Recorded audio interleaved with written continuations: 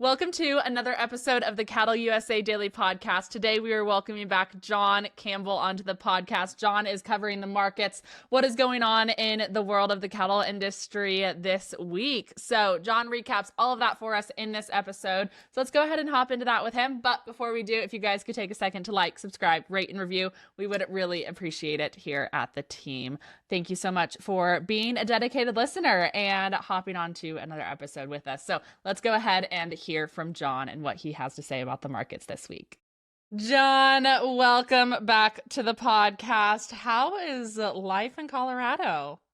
It's all good. Thinking we'd get some rain today. And, our growing season really is about over. You get into September, especially west of here, and yeah, it'll soften the feed up a little bit, but, the truck farmers, they don't ever want it to rain. They just want it to come down the ditch and put it where we can. But it'll freshen the pasture up a little bit, but our growing season is pretty well over. But when you live in the desert, you'll take a rain anytime. Exactly. It is thunderstorming here this morning in Kansas, and if I could send some of it your way, I absolutely would.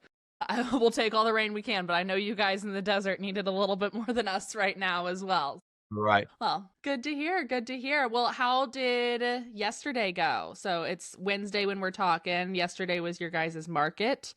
How did everything in Lahaina go? Pretty good. We had a pretty big downtrend last week, just kind of a kickback from the futures being down the limit on Tuesday, but I thought everything really pretty steady. In spots, you could say a buck or two, really one way or the other, but we're still selling some 3-weight calves. Had some 375-pound steers bring $530 a pound, which really wouldn't be any cheaper. Our best 4-weight calves, I think, weighed 440 and brought 465. Some 5-weight cattle still way north of $4, 440 on some 5-weight steers. Little 470 weight heifers at $4 and 5 weights at 370. But I think and this the market becomes truer the more volume that you get. If you're sitting out there looking at market reports and shopping back and forth and comparing, you really have to take into consideration the volume.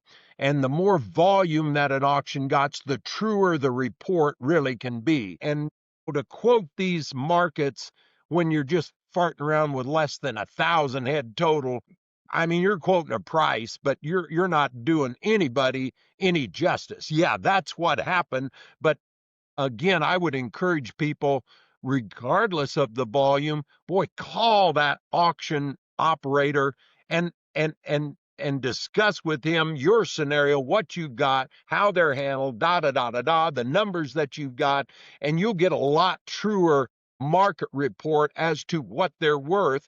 I can tell you the best 5-weight heifer brought 370, but man, oh man, you've got a set of all one color, a pot load of them, they just weigh 5 and some change.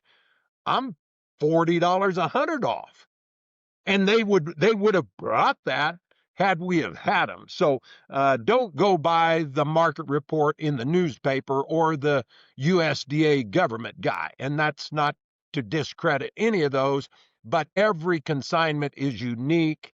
And there's times, Lauren, where there's a big break between one way and 5, 10, 20, and one way and 570. Just where they're going, the condition, the kind, the So pays to kind of call your auction operator and say, here's what I've got. What are they worth? Rather than, go through the USDA and they show 3 head that brought X amount, or you're looking at a market that had 4, 5, 600 cattle. They didn't have anything. And we're there right now. I'm not, but you really need to establish what you got. The stocker heifers, I thought, in the light yearlings here yesterday, really, when you're talking about a stocker heifer, she was, that's just a big heifer calf. And they're all calves, but they really don't become a stocker until after they're sold. And that sounds kind of corny, but we kind of draw the line at 550. If you've got a 540 50 or a 510 20 weight heifer that's weaned, then she's a true stocker heifer. But a 550 60 weight is just a big heifer calf. So kind of depends on where they're going. If they're going to a middle guy, well, then they're a true stocker. If they're going to a feed yard, regardless of the weight, well, then they become a feeding heifer. So terminology gets a little cluttered there, but I thought pretty much steady. 560 weight heifer at 360 was the best we did yesterday. We had a nice string of some thin weaned black steers and heifers. 585-pound heifer at 357. There was a potload of them, weighed 7 at 353. That really wouldn't be any cheaper. And some big 8-weight red Angus heifers that brought 337. So I kind of called the heifers steady in spots, maybe 2 or 3 lower. But stocker and yearling steers really steady in spots. You would have to call the steers higher. But again, you're kind of comparing apples this week with prunes last week, in terms of number and quality, kind and condition. But we sold some 6-weight steers. Again, they were little light yearlings. They were all black. They were long time weaned. They were off grass. They were thin, and there were some numbers of them. They bring 417. Well, you could have called that 7 higher, but the same cattle probably would have brought the same last week if we'd have had them. So just, requalifying what I said earlier. Depends how many and what you got and what you're comparing them to. But week to week, had some 7-weight steers bring 385 this week, and some big 860-pound steers at 331 in spots. The steers might have been a little higher.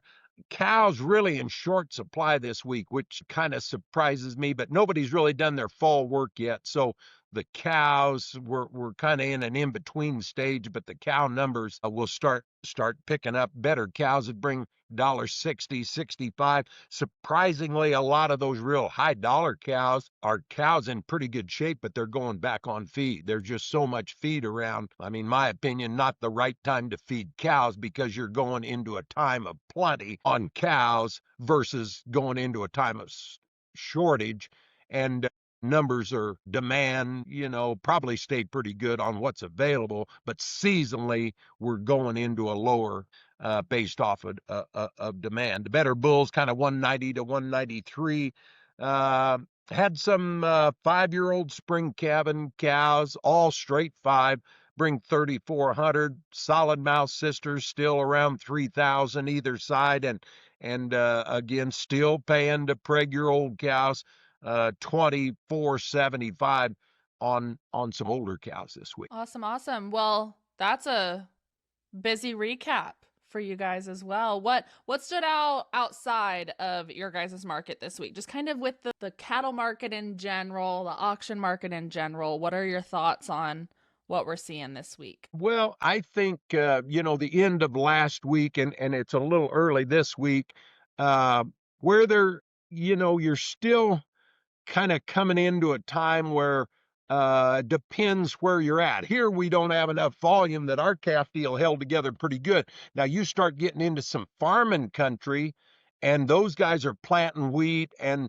again, good questions to ask your market guy. What's your calf demand like? Boy, on a weaned little light thin yearling, it's pretty good south and east of here. But boy, you start getting into them fleshy balling calves, just looking around the horn where they had some volume of them, they were a ton lower. And just because the farmers, the guys buying them, don't have time for them. They're farming. They can't tend to the health of those calves. So demand kind of goes south. And I've seen some new wean calves as much as 40 lower. I think in the city they called them 40 lower in spots. Or Joplin, where they're selling 7, 8, 9, 10, 12,000 of them. You get a pretty test of the deal, but they're being sold in, I don't mean in the wrong area, but man, oh man, a phone call probably could have avoided that wreck. But it's easy for me to say, do this, do that. Everybody's scenario is different, and some people have to sell, and that's just where they're at. They're out of feed, out of time, for the whatever the case may be. But I thought Dodge City still, they're still selling some 5 weight heifer calves. They had some numbers of them up north of $4, and they had some 560 weight heifers at 382 and 6 weights at 71. They will have a nice run of yearlings and stockers and calves this week, today, as a matter of fact, in Dodge. Still, crowding up against $4 on some big steers in Dodge City weighing 390. And they had some 780 weight cattle bring 361 on the steer side. Pratt last week, I see some 6 weight heifers at 381. There's nothing really cheaper about that. By Thursday, Friday, all the shock of the Tuesday deal was over. But then I think Friday they hammered it again, and we'll talk about that later, but then turned right around like they've done the last 7, 8 phases here and put it all or most of it right back on. Salina kind of similar, I would say, to Dodge. Some 580 weight cattle at 374, 7 weight steers at 387, 860 at 355. So both of those sales on Thursday, and talking about some places later last week that kind of had some volume. So Awesome. And then just markets in general, was there anything that like was surprising this week? Anything that you were like, what in the hell was that? Or what in the world is going on? yeah, and we're gonna see some of that, especially like I said, this time of year, and more case in point. Boy, if you can let these farmers get caught up. They're planting wheat, they're cutting corn, they're this, they're that. One good thing, if you don't have a lot of volume, you'll get along pretty good at the auction. But you go to one of these places that got a hell of a lot of cattle here the middle of September, and boy, your timing's off. So you need to kind of plan your program around that as much as you can. Uh, Again, last Tuesday, we dealt with a down the limit, all the options of the feeder cattle down the limit, and everybody's sitting on pins and needles. They think, oh, okay, here it is. Here's the day we've been waiting for. And then they reinforced that Friday, had them down another 7. And so you're thinking, oh my gosh, this is it. And what the hell's going to happen? And we're going to have a hell of a correction coming here, and da da da da da. And then turn around.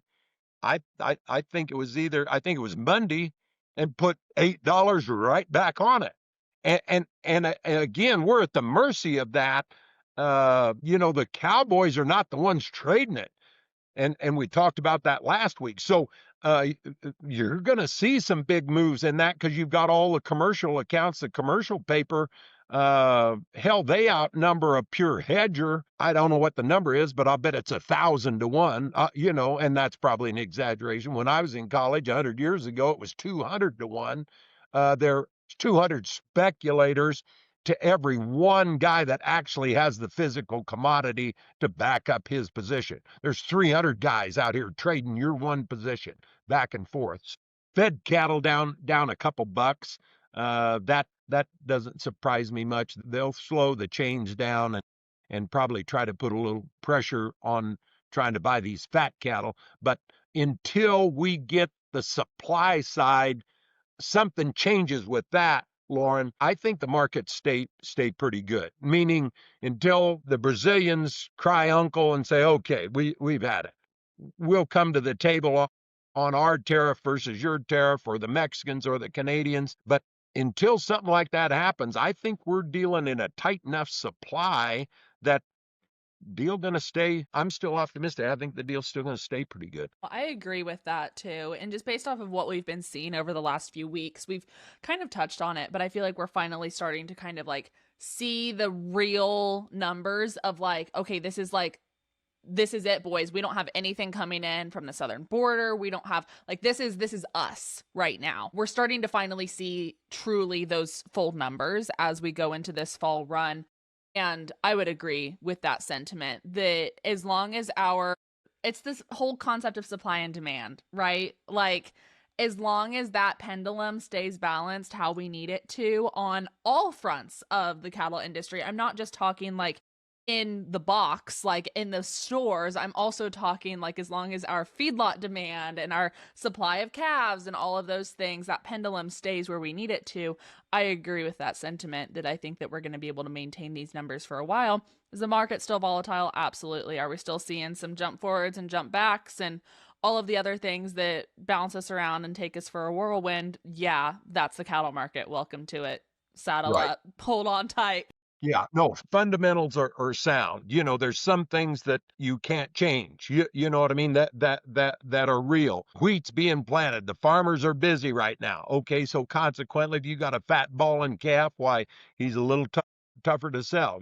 That has nothing to do with Mexico or Brazil. That's just a fact of life. That's what's going on out there. And our cattle numbers are down, down, down. I think everybody's auction receipts are down. You'll find areas and places where they're not, but across the board, they're just less cattle to deal with. And fundamentally, that's good news for the market. Yeah, definitely. As we round out the podcast, are there any other key takeaways, anything else that we need to hit on this week that we haven't touched on yet, John? Well, I think one thing I want to mention is that here in La Junta, we start our special Monday calf sales October the 20th. And so we'll have 5 weeks here in La Junta that are dedicated exclusively to calves. That's all we sell on Monday is a calf. And then we also have our regular Tuesday sale. We'll sell some little odds and ends, calves and the cows and the bulls and the yearling, but mark that down October the 20th, and we'll go for 5 weeks, which would be the last 2 weeks in October and the first weeks of November. We do have a special stock cow sale on November the 1st. I've already got about 3 surprisingly cow herd dispersals. You've got some guys that are just saying, I'm going to keep my heifer calves, but this cow deal's as good as it is. And there's other factors go into it. One guy's, I'm going to look at a big string of cows after we're done here. He's just an older guy, and it's just a normal course of what goes on. He wants to sell cows. But I've been approached by some guys that say, John, I think I'm going to get out and keep inventory my heifer calves at 25 and sell my cow at 4,000 and kind of regroup in through here. They're again, there's a lot of parts of that equation, but they're financially stable enough. Grass is paid for. They can do some things somebody's leasing grass or making a big payment can't do. And I'm by no means an advocate of selling your cows. I think you'll like it next year too, but I understand their reasoning for doing it. One thing, kind of a unique situation. It's not unique. It happens all the time, but it needs some explanation. I had a producer this week that, and you don't see it in the true yearling guys or the stocker guys because they deal with it all the time. But boy, if you've got heifers, yearling heifers, guys, talk to your auction guy about guaranteeing those heifers open. We have got buyers now. I mean, they just won't touch them unless you'll guarantee them open. And the first thing that a rancher says, boy, John, that word guarantee, it means something to him. And he said, man, they could have bred on the cow. I pulled a bull. I know I pulled a bull out of there 2 weeks ago. John, for me, my credibility to say that these heifers are open, I can't say that. Well, you're not really saying that they're all open. What you're saying is that I think they're open, but I'll give you the opportunity to check those heifers at your expense, and I'll stand behind them. And that's all the buyer is asking for. He's not looking at that producer and say, there was one bred heifer on there. That guy lied to me when he guaranteed him open. That is not at all how it happens, but I can see, and I've had guys say that, John, if there'd happen to be 2 or 3 of those bred, oh, my credibility just go down the tube. Well, that's not it. All the buyer is asking, would you give me the opportunity to preg your heifers because I've got to have them open to go to my people. These feedlots do not want a bred heifer, any way, shape, form, whatever. By guaranteeing them open, all you're doing is giving the buyer the privilege to preg check those heifers, and you'll stand behind them. So yes, you are guaranteeing them to the extent that if anything's bred, I'm more than happy to take her back. There's very few people that can say, absolutely, there's no way if they bought them, if they bred on the cow, there's no way we know if they're all open or not. Hell, it's damn near an impossibility. But the buyer is just asking for the opportunity to check them and, so he can be assured to his people that the heifers are all open. And in some cases, if they're bred, they're worth more for you to take back than an open one's worth anyway. And that doesn't always happen, but you deal with that after the fact. But it takes some talking. We need to requalify how we say that guaranteed open. You know, it's not a shot to your integrity, and I'm repeating myself, but it's just giving the buyer the opportunity to deal only in open heifers. And if you've got some real short bred ones, the buyer, I don't think will care, and the vet sure doesn't mind. He can abort those little, peanuts, and nobody ever knows the difference. So anyway, if you think you've got a bunch of pregnant heifers, then that changes a little bit. You need to preg those ahead of time and do not do it the day before you sell them. Now, granted, I mean, you're better off. What I'm saying, Lauren, is bring them in 3 days ahead of time, because you need to recoup that 4, 5, 6% that you're going to lose in weight running them through the chute and preg testing those heifers. So get them there in time that you can get that accomplished, or do it at home just for a weigh up sense. Don't do it the day before. Yeah, 100%, 100%. Well, John, I think that rounds out our podcast and everything that we need to head on for today. So thank you, as always, for your time, for hopping on with us. To all of our listeners out there, we hope you have a great rest of your day, and we will see you all tomorrow on another episode. John, thank you for your time. We'll see y'all later.